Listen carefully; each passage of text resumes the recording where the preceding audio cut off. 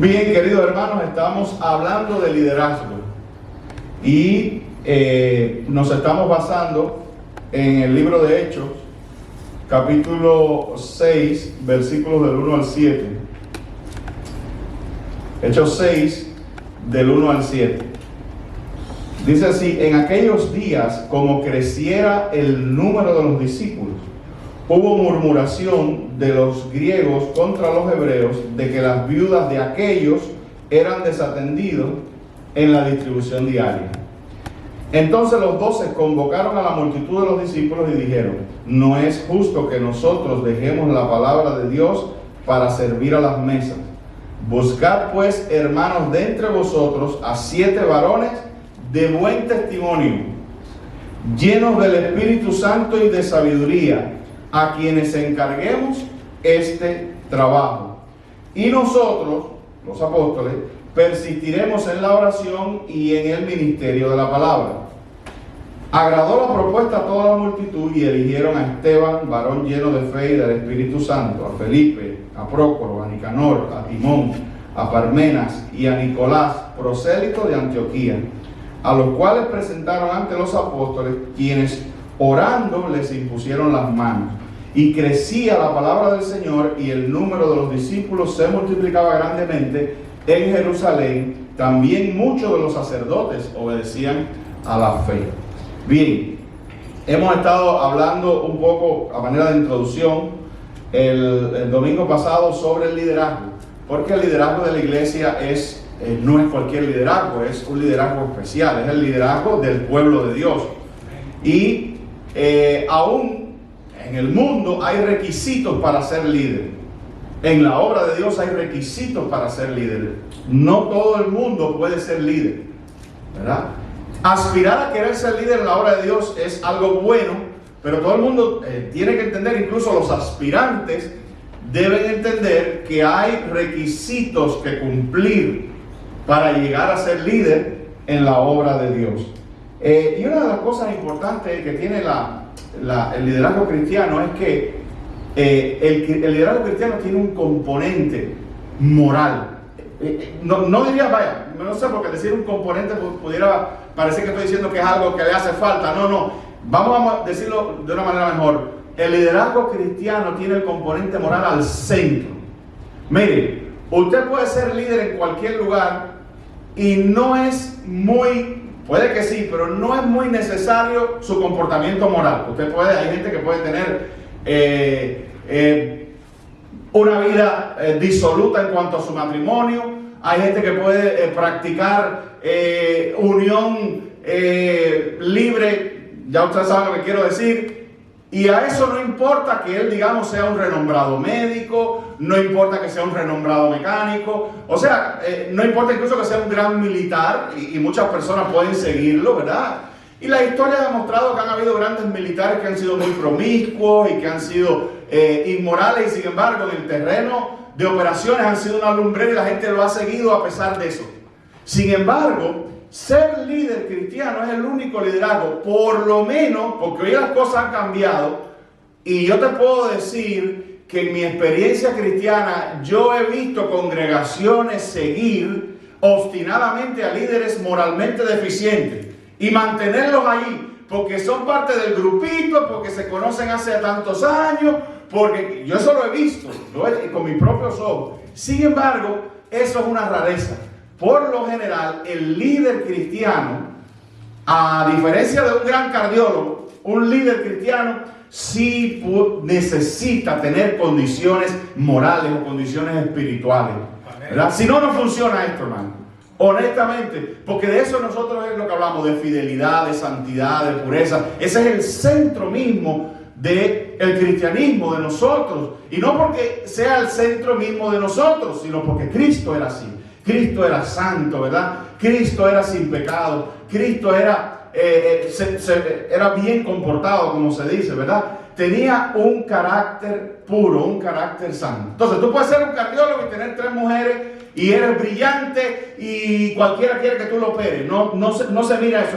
Nadie le dice al cardiólogo: ve acá, ¿cuántas mujeres usted tiene? ¿Usted es fiel a su familia o no? Nadie le pregunta eso, ¿verdad? Sin embargo, en la obra de Dios, el liderazgo cristiano sí se requiere que sea un liderazgo santo, un liderazgo puro, ¿verdad? Un liderazgo transparente. Y no quiere decir que el hombre o la mujer de Dios sean perfectos, pero tú puedes conocer su testimonio, tú puedes ver y tú puedes observar que hay un comportamiento sano. Incluso en sus defectos tú puedes ver cómo, y esto es muy importante, perdónenme que haga ese paréntesis ahí, pero que tú seas imperfecto no quiere decir que estés descalificado, sino que la gente puede ver que aunque tú tienes tus errores, tú te esfuerzas porque Dios te transforme. Tú eres consciente de ello, ¿verdad? Y la gente es consciente también de tu lucha, de tu conciencia de que algo en ti y en mí hace falta cambiar y tú lo tienes en la presencia del Señor. Incluso es maravilloso y es una buena señal ver ese proceso. Cuando tú ves una gente estancada, que es lo mismo hace 40 años y lo que parece es un campo lleno, donde debía ser un jardín floreciente, tú ves malas hierbas por aquí, malas hierbas por allá, y lo mismo, y en cada rato salen más, y tú dices, pero ¿y dónde está el proceso de santificación en esa persona? ¿Cuándo se detuvo? ¿Cuándo se paró? Amén. Entonces, eso es importante. Y aquí nosotros vemos esta situación, como dice el texto, donde el número de los discípulos creció. Y casi siempre la necesidad de liderazgo en la iglesia viene aparejado con el crecimiento. ¿Es sabio eso? Lo que no es sabio es que no esté lo primero y tener un montón de líderes. De eso hablé, ¿verdad? Yo a veces he llegado a lugares, a congregaciones, y todo el mundo es líder. Y digo, ¿dónde están los miembros aquí? ¿Verdad? Pues todo el mundo es jefe de algo. Este es el jefe de este es de la comisión de no sé quién. Y sobre todo los bautistas, que en una época nos encantaban las comisiones y las cosas. Y tú llegabas y habían 100 comisiones y 100 líderes y jefe de este, jefe del otro, jefe de aquel. Y tú decías, ¿y dónde está? Demasiado cacique, ¿y dónde están los indios aquí? ¿Verdad? No, eran todos jefes. Y todos tienen ¿cómo se llama? Responsabilidad. No. Aquí hubo la necesidad de escoger liderazgo porque dice el texto, crecía el número de los discípulos, ¿verdad? Y ocurrió una cosa que es importante, y es que las viudas de los griegos, o sea, de los que no eran judíos, comenzaron a sentir, hey, esta gente no nos están atendiendo como las de los hebreos, ¿verdad? En cuestión de la distribución de alimentos, y parece que había alguna manutención. Parece que aquella iglesia tenía alguna especie de fondo para ayudar a esas viudas. A las viudas, que, como dice Pablo, que no tuvieran quien las sostuviera, ¿verdad? No era todo tipo de viudas, eran las viudas nada más que estaban desvalidas. Pues había, parece que alguna especie de ayuda. Y las griegas, en aquella congregación creciente, o la de los gentiles, por llamarlo de alguna forma, dijeron, oye, nos están discriminando, no nos están tratando igual, hay problemas aquí en la distribución, y los apóstoles dijeron, bueno, hace falta liderazgo aquí. Y no podemos ser nosotros, porque nosotros tenemos otra función, y eso es muy, muy importante, ¿verdad? Nosotros tenemos otra función, y no es justo que nosotros dejemos de predicar la palabra de Dios para dedicarnos al servicio. Ahora, fíjense, hermano, que habíamos hablado de esto. Esto es una necesidad, si te pones a verlo, bueno, si la ves así en blanco y negro, era una necesidad material. La iglesia tiene necesidades materiales, y eso no quiere decir que no sean espirituales. La gente hace una separación rara entre lo material y lo espiritual y dice, no, eso es material, eso no es espiritual. Todo lo material que caiga bajo la sombrilla del reino de Dios y su justicia es espiritual. Es espiritual. Diezmar es espiritual. Ofrendar es espiritual. Comprar cosas para la iglesia es espiritual. Mantener los bienes de la iglesia es espiritual. Preparar una comida para que coman los hermanos, para darle de comer a los de afuera, es espiritual. Esas cosas son espirituales. Es un tremendo error. Amén. Hacerle esas extrañas particiones que se le hacen a veces a la iglesia. Departamentos raros que no son, no, esto es lo material, no, tú no te metes aquí porque esto es lo material. No, aquí todo es espiritual y todo está debajo de la iglesia, ¿verdad? Y todo está debajo de Jesucristo y todo está debajo de los líderes. Pero aquí obviamente la necesidad era material. ¿Y quiénes se buscaron? Que es lo que yo te estoy queriendo explicar o enseñar, querido hermano, que aún para esto fue necesario que hubiesen líderes espirituales.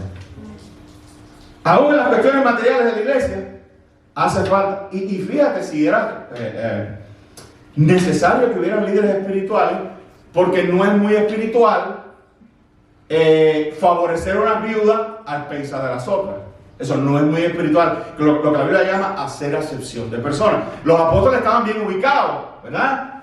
Los apóstoles sabían que poniendo personas espirituales, si es que eso era lo que, porque a veces las cosas son muy subjetivas, ¿no? Pero si ese era el caso de que realmente las viudas hebreas eran priorizadas por encima de las viudas gentiles, pues hacía falta alguien espiritual que entendiera que todos eran hijos de Dios, eran hermanos de una misma iglesia, de una misma congregación, y por tanto debían ser atendidas igualmente sin distinción.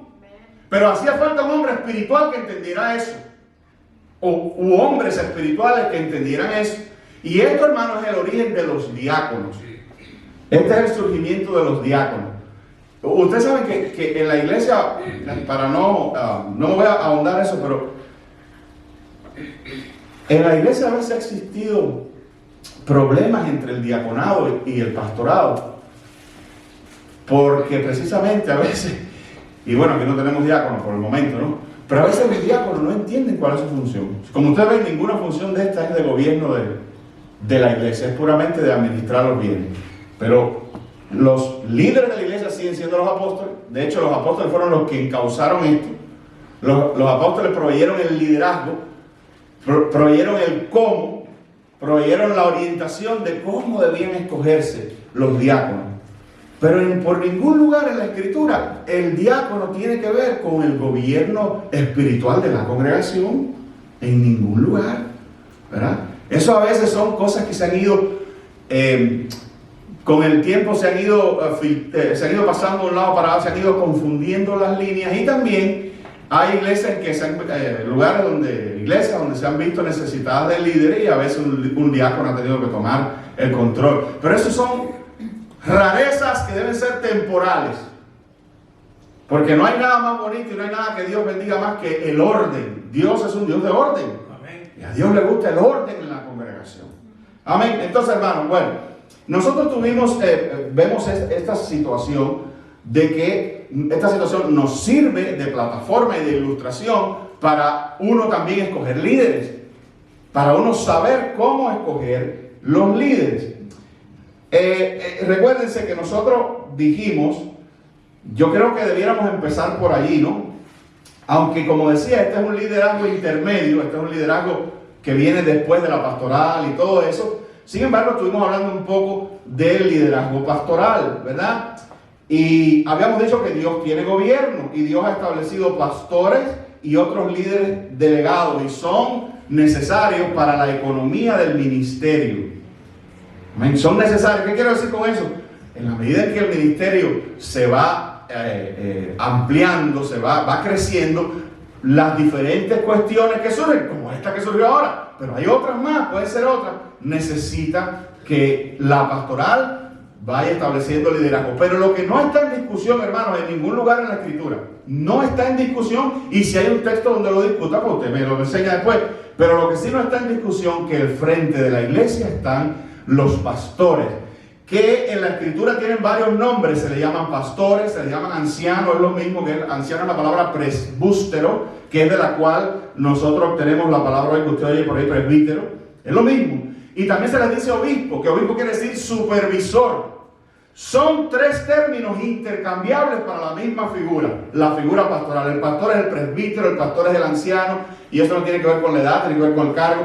El pastor es el obispo, el supervisor, y el pastor es el pastor.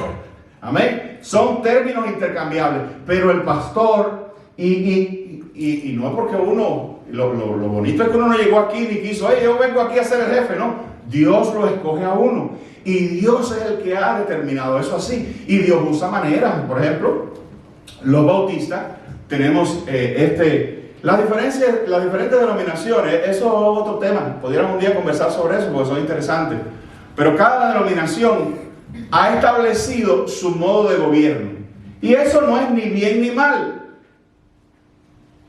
Pudiera decirte que algunos tipos son mejores que otros, otros menos, algunos tienen sus aciertos y otros sus desaciertos.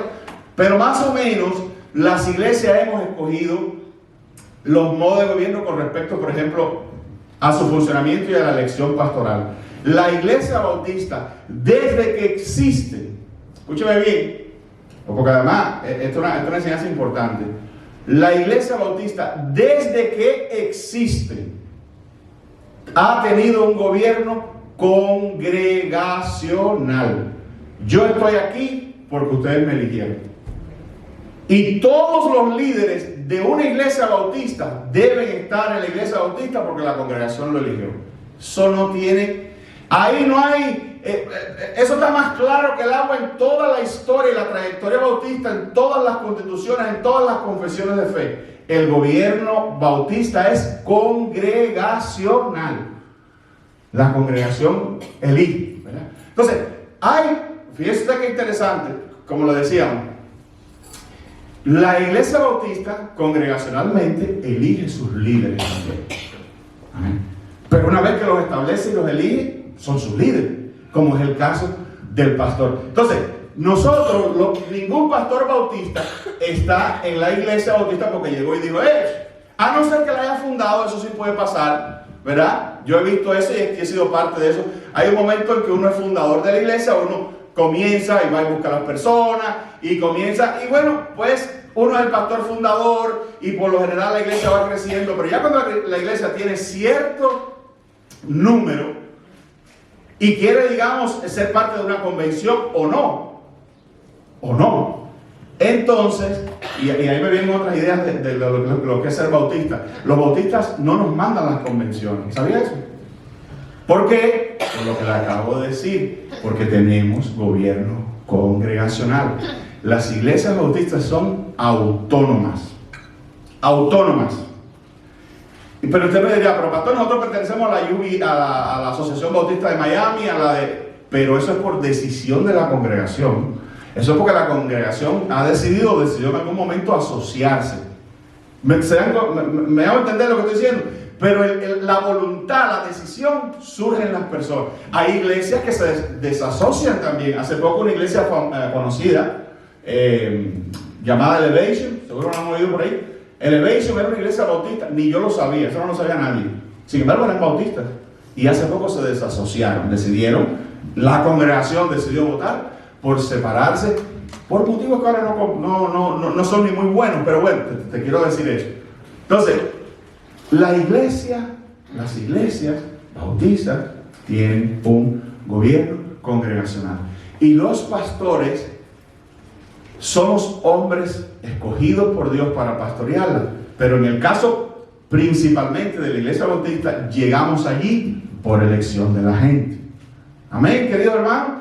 Amén. Eso tiene pro y tiene contra, pero es lo que es lo que hay, ¿verdad? Entonces, esto es importante que se sepa que las iglesias tienen liderazgo. Miren lo que dice, para avanzar un poco en lo que traigo aquí con respecto a los pastores y a quién constituye a los pastores. Miren, en Efesios 4:11, hablando de Cristo, dice, y Él mismo constituyó a unos apóstoles, a otros profetas, a otros evangelistas, a otros pastores y maestros. Hay una discusión teológica si es lo mismo, si pastores y maestros es pastores y maestros separados o es el mismo rol que es pastor y maestro. Yo creo que sí, porque ahí los hebreos les gustaba usar esa doble redundancia del mensaje. Yo creo que pastor y maestro es lo mismo, en un sentido eso es lo que uno hace. Pero noten quién los constituye. Los constituye Dios mismo. ¿Amén? Y hay otro texto que dice que los dones son irrevocables. Yo quiero decirte a ti, mi hermano, que si Dios te levanta como pastor, o Dios te levanta como evangelista, o Dios te levanta como profeta, y yo creo en todas esas cosas, esos dones son irrevocables. Amén. Te mueres con ellos, no te mueres, te vas para el cielo con ellos, ¿verdad? Son irrevocables. Y donde quiera que tú estés, y cuando digo irrevocable, me refiero al universo entero. Dios ha declarado inmutablemente que esa constitución de pastores, evangelistas, profetas y eso, sea forever and ever and ever, por los siglos de los siglos. En un sentido uno está preso en eso. Por eso a veces yo le digo, a veces que he aconsejado a consiervos nuestros que tienen esa disyuntiva de si se van para un lugar o se van para otro, yo le digo, hermano, acuérdate que tú eres pastor donde sea. Tú tienes que considerar otras cosas, pero no tu pastorado. Si tú te vas para España, allá Dios te vas a ser pastor allá. Si te vas para Japón, allá vas a ser pastor. Donde quiera que tú vayas, tú vas a ser pastor. Amén. Porque ese don es irrevocable. Miren lo que dice, y yo un día quizás vamos a hablar más sobre el ministerio pastoral, porque a veces hace falta. Es difícil. Yo le digo, como pastor es difícil uno hablar de uno mismo. Es difícil, pero tiene que hacerlo uno, porque si no, ¿cómo le enseña a la congregación sobre el pastorado y sobre los pastores? Es difícil, pero hay que hacerlo. Miren lo que dice Hebreos 13:17. Dice, obedeced a vuestros pastores y sujetaos a ellos. ¿Verdad? Esa es la parte de la congregación. Porque ellos velan por vuestras almas como quienes han de dar cuenta, para que lo hagan con alegría y no quejándose, lo cual puede ser una posibilidad si no la Biblia no lo dijera.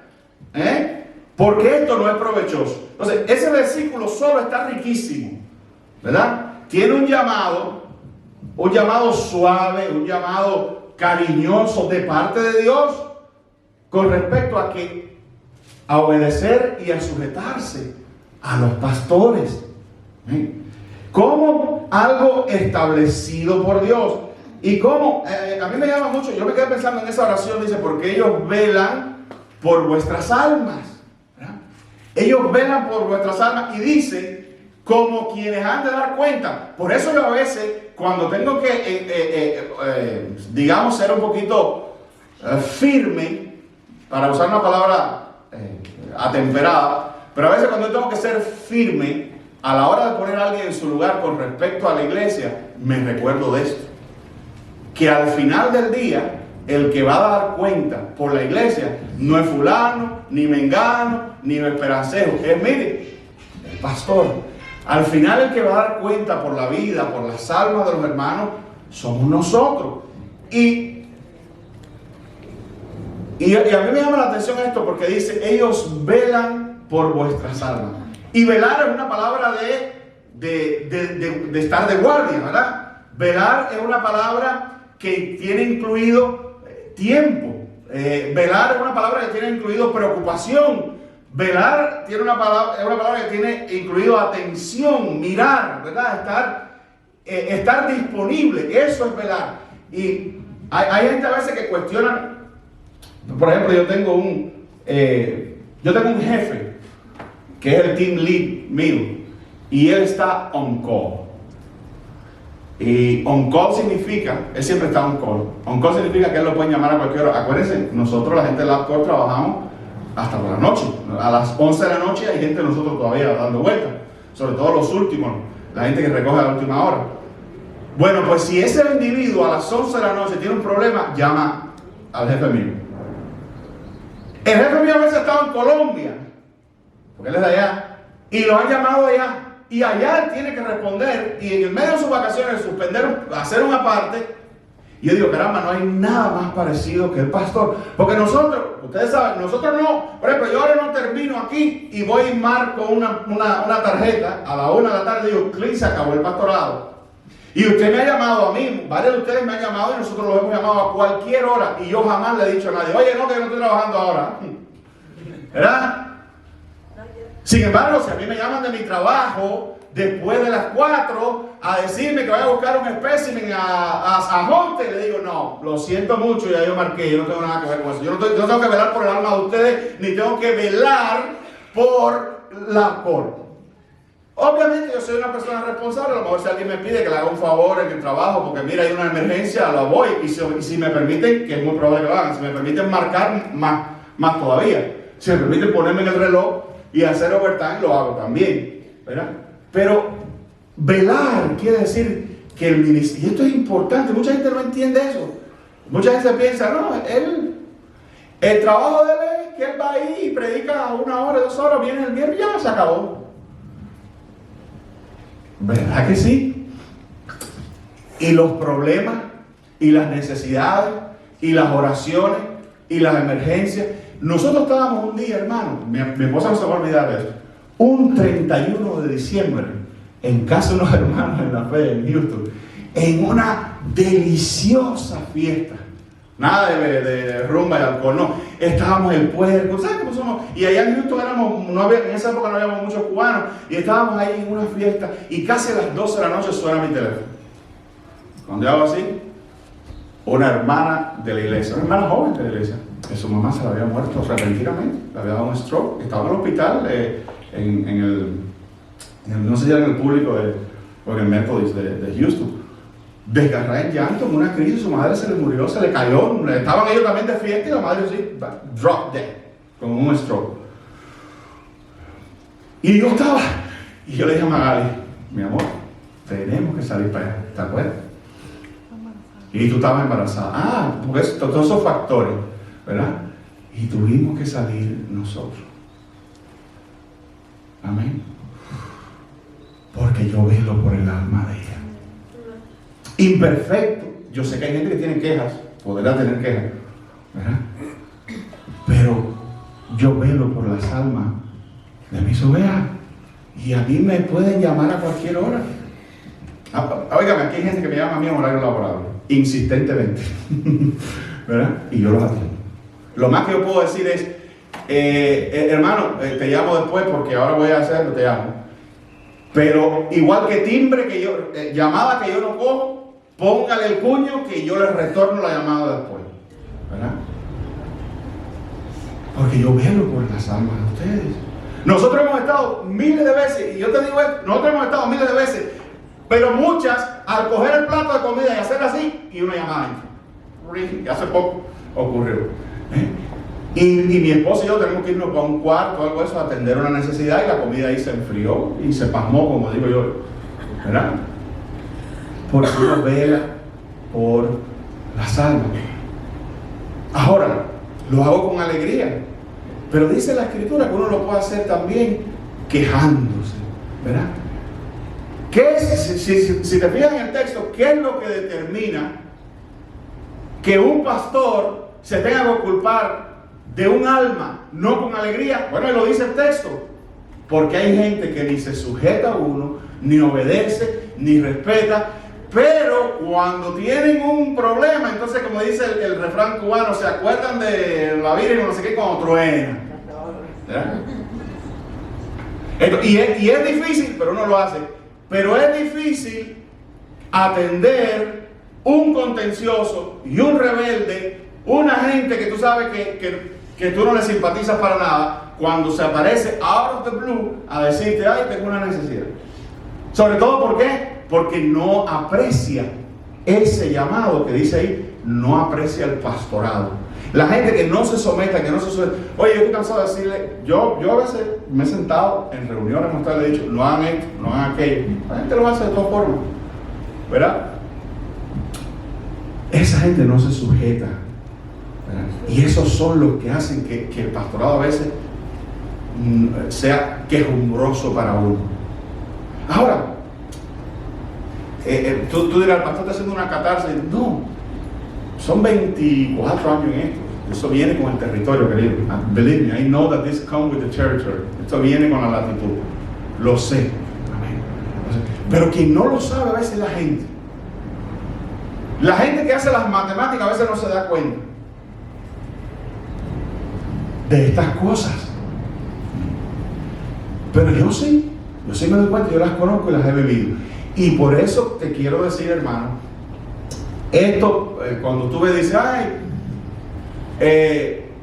los pastores siempre quieren que la gente los esté obedeciendo, los pastores siempre quieren estar ahí de jefe. No, créanme que,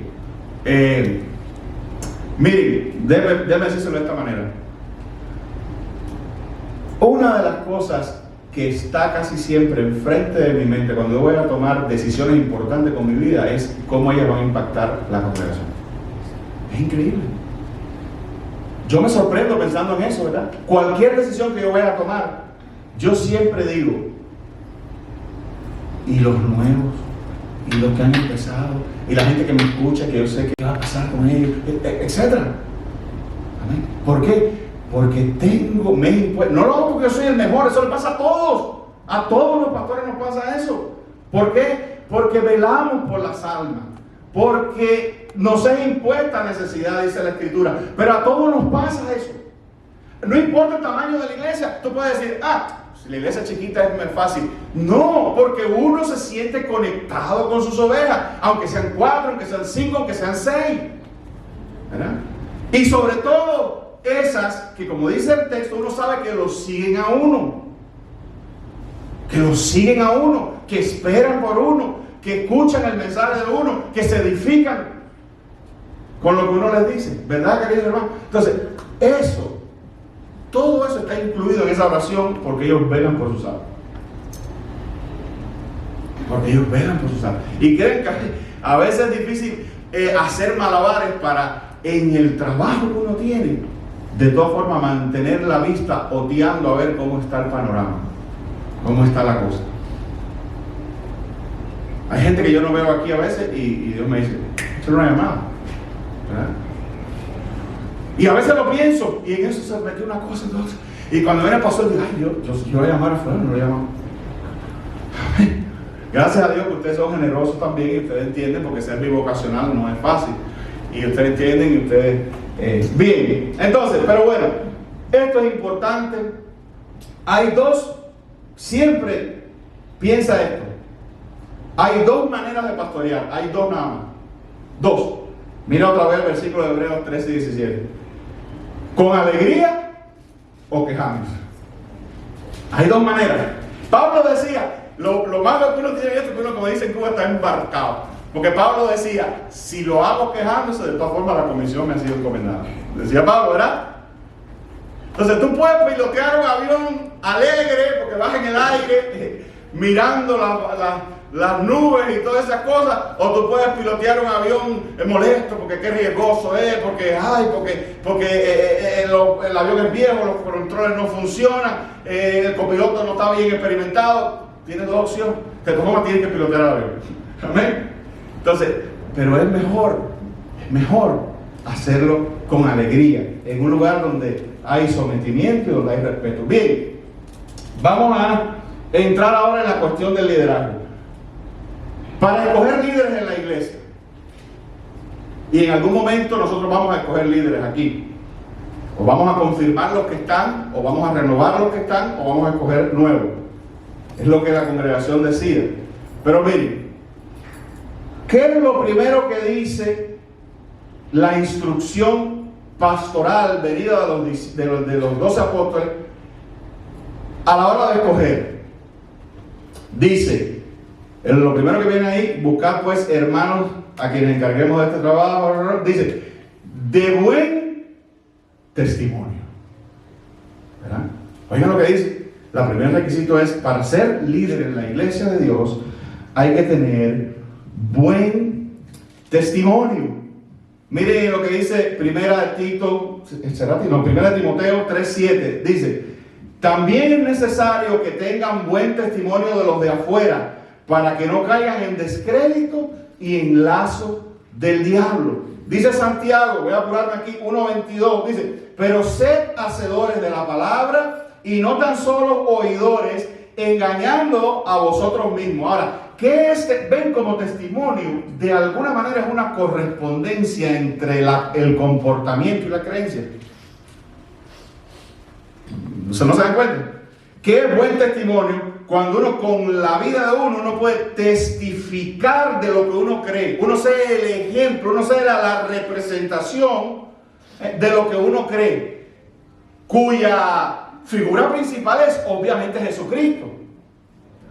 Entonces, ¿qué es lo que es el testimonio cristiano? El testimonio cristiano es cuando el individuo se parece en su modo de andar, en su modo de vivir a Cristo o a lo que Cristo enseñó que es un cristiano.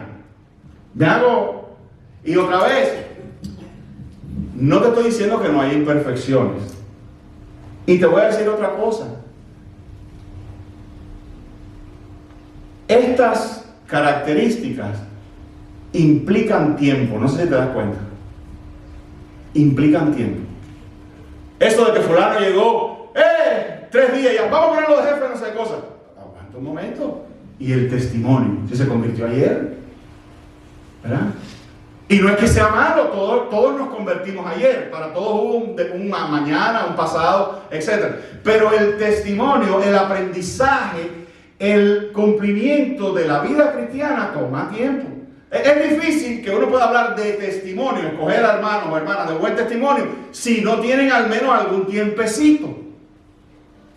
Amén. ¿Me voy a entender? Entonces, los líderes en la iglesia cristiana, y obviamente, Dios es soberano.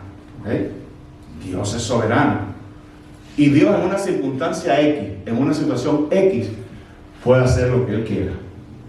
¿Verdad? Se han dado grupos de personas que porque han estado en lugares hostiles y le ha llegado una Biblia o lo que sea, y ellos mismos se han ido armando ahí poco a poco, ¿verdad? Entre ellos, y han ido creciendo juntos. Eso puede ocurrir. Pero donde ya hay un grupo del pueblo de Dios, pues una de las características que uno tiene que tener en cuenta es testimonio y tiempo de testimonio. El testimonio es una cosa que se ve con el tiempo. El testimonio es una cosa que otros, por eso es un testimonio, ¿no? Que otros pueden atestar que es verídico. Porque ¿qué es lo que es tu vida cristiana? Tu vida es una presentación de que yo he creído en Cristo Jesús, yo le amo y yo le sirvo. Y hay gente que está alrededor y dice, es cierto, yo soy testigo. Amén. Yo testifico a favor. Y yo testifico, en primer lugar yo testifico con mi vida que sí, que yo soy cristiano. Y la gente que está al lado mío testifica que sí, que es verdad que yo lo soy. Amén. La gente puede ver la transformación. Entonces, no es un buen testimonio una persona que después de 15, 10, 20 años en la iglesia se comporta desordenadamente. No es testimonio, ni es sabio recompensarlo con un cargo, premiarlo con un cargo. Tú tienes mal carácter, tú eres gritón, tú eres falta de respeto, tú eres agresivo, tú no tienes amor, entonces vamos a recompensarte con un cargo. No, eso no puede ser así. Y menos con un irrespeto al orden que Dios ha puesto, al pastorado, a todas estas cosas, ¿verdad? No se puede traer a una persona que no tenga ese testimonio. Y hay que observarlo. Y hay que observar a las personas. Y tenemos que nosotros mismos tenemos que, ellos dicen, escoger entre vosotros. Nosotros mismos tenemos que tratar de poner en la obra de Dios los mejores. No los perfectos, repito, porque si no, no vamos a encontrar nunca a nadie. Pero hay rasgos distintivos de la mansedumbre, de la obediencia cristiana, ¿verdad? Y eso es importante. Y eso no quiere decir que tú no tengas sangre en las venas, porque Pedro tenía sangre en las venas. Pero él fue un líder cabal. Y fue un líder, y una de las cosas interesantes que Pedro, a pesar de que era, ¿verdad?, que era de sangre caliente, aguantaba regaño. Porque hasta Pablo lo regañó en una oportunidad. ¿Verdad? Aguantaba regaño y se sujetaba y tenía ese dominio, y eso es testimonio, el dominio propio cristiano, ¿verdad? De poner freno cuando hay que poner freno. Amén, queridos hermanos. Entonces, voy a dejarlo ahí, después vamos a seguir. Me quedan dos características más que están ahí. Pero el primero es buen testimonio. Buen testimonio. Ahora, déjame darte la aplicación. Si quieres ser líder, otra vez te aplica ese mismo principio que dice, si alguno anhela obispado, que es pastor. El otro día me fui con el domingo pasado que prediqué, me fui con eso de caramba, no, de alguna manera no invité a la gente en la iglesia, a alguien que nos esté oyendo, que quizás quiera ser pastor, quizás, no importa tu edad, no importa, a lo mejor en tu corazón comienza a surgir esta inclinación, esta vocación. Ya te dije cómo fue conmigo, ¿verdad? Yo empecé a sentir que era algo que yo podía hacer, que algo que me gustaba. En un lugar hostil, en un ambiente hostil, donde eso no era ni muy gracioso, que digamos, ni siquiera en la familia. Pero yo sentí que me gustaba, que yo podía hacerlo y que había algo, había una conexión entre mi existencia y eso que yo estaba viendo delante de mí, un pastor, un predicador. Y yo quiero exhortarte, algún hermano aquí me está escuchando, quizás, y a mí me faltó el domingo pasado decirte que esas posiciones están siempre abiertas. Esta plaza siempre está abierta. Siempre va a haber necesidad. Ese cupo nunca va a estar lleno. Menos en este tiempo. Así que si eso es lo que Dios ha puesto en tu corazón, respóndele. ¿Verdad? Respóndele a ese llamado y confía en Él, que Él te va a ir guiando hacia donde tienes que ir. Pero obedece el paso a paso que Él te va a ir dando. Si tú quieres ser pastor, si eso es lo que está en tu corazón. Pero si quieres ser otra cosa, si tú ves algo en la iglesia y tú dices, yo puedo aportar ahí, yo puedo ayudar ahí, yo puedo quitar esa carga de arriba. Entiende que un buen punto de inicio es, bueno, hay cosas en mi vida quizás que yo necesite arreglar, porque yo tengo que ser de buen testimonio, ¿verdad? No sé, algo que tengo que hacer. Quizás hay algún rasgo en mi carácter que yo me doy cuenta que puede ser un problema. Señor, cámbiame. Amén. Hay una relación o hay una conexión que yo tengo que dejar. Todo eso es parte de eso. ¿No se acuerdan la historia que le hice de San Agustín? Que San Agustín era el gran, señores, el gran padre de la teología moderna. El genial San Agustín fue un hombre muy promiscuo cuando joven.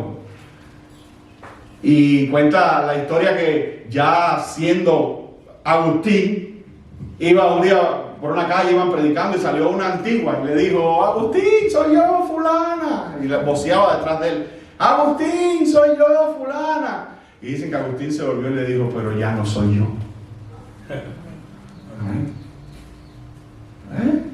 ¿Ven la transición? Entonces quizás algo en ti, en todos nosotros, algo tiene que cambiar para que Dios nos siga usando. Entonces si hay algo hay un área en la que tú quieres servir, y de hecho lo necesitamos, ¿verdad? Pero a lo mejor, previamente, antes de precipitar nada, tú puedes corregir algunas cosas, arreglar algunas cosas personales. Puede ser, por ejemplo, darle una vuelta a tu vida de oración. Puede ser cosas tan sencillas como esa, decir, me voy a sumergir más en la oración y en la lectura de la palabra. Yo no leo tanto la Biblia. Y ahí viene toda la información para ser un buen líder. Amén, queridos hermanos. Amén. Segunda parte, seguimos. Pero es un llamado porque yo creo realmente que aquí hay talento. Yo creo realmente que aquí hay condiciones. Y van a venir, y incluso gente también que no está aquí, que va a venir. Pero para que ustedes vean, y esto lo digo yo, para que ustedes vean lo que Dios requiere. Comenzamos con eso, varones. Bueno, esto obviamente está abierto, ¿no? Pero de buen testimonio. De buen testimonio. Que Dios nos bendiga, queridos hermanos.